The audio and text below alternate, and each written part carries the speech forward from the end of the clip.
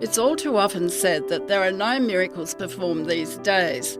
Well, I'd like to challenge this idea with my story of Turn Out the Light. Welcome to Miracles in the 21st Century.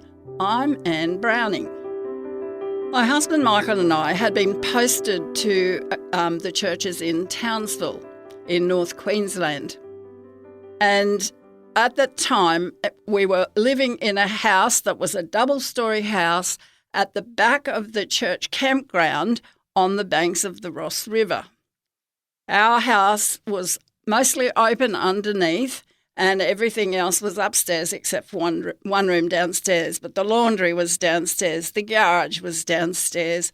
And so we used to go up and close off the doors and feel very safe up there. My husband was involved with an evangelistic program out on Palm Island, and he went over there for about 3 weeks with a number of Aboriginal church members from Kuranda.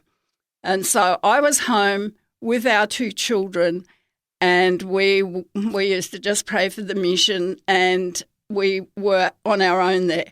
We had a house next to us on one side, and we had a school, the church school, on the other side. This night, I put the kids to bed, they were asleep, and I remembered I hadn't fed our pet goat. And I thought, oh, I know what I'll do. I'll just grab an ice cream container, I'll go down, her bag of oats is down the bottom, I'll open that up, and I'll get the oats and I'll go out. I didn't want to go and turn on the light because in Townsville, there are lots of cane toads, and I really don't like cane toads. And I thought if I have to walk along and feel around and then try and find the light switch, I might step on some cane toads. So I grabbed the ice cream container. I didn't have a torch, so I just went down the stairs, began my journey down. I got a little way down the stairs and I heard a voice say, "Anne, turn on the light." And I was shocked because I thought the neighbours had been away and were still away. So I stopped on the step and I turned around and there were no lights on the house next door. So I thought, oh, it's imagination. So I took another steps and I heard a very urgent voice say, "Anne, turn on the light."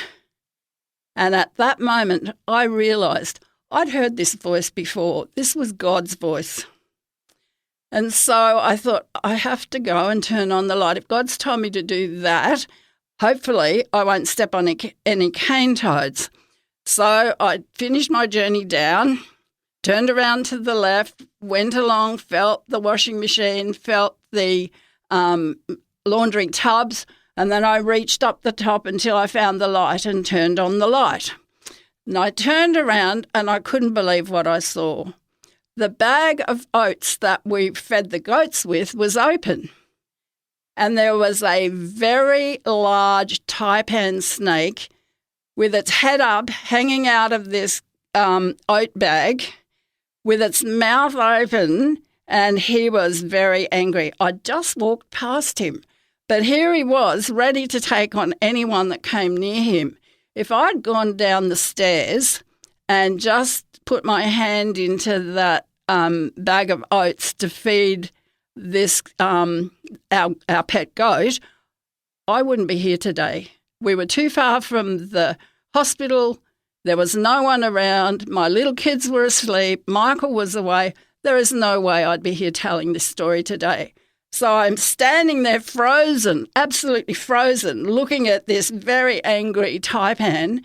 He was a giant. And because I was still and frozen, he eventually closed his mouth and he went over the back of the bag and he went out the side. I still had to feed the goat. So I took courage in my hand, got the oats for the goat, went and fed her, came back, turned out the light and went up the stairs. And that's when I got very nervous and shaky. But I was absolutely so grateful to our mighty God because that could have been a very, very different ending to this story. So praise be to God.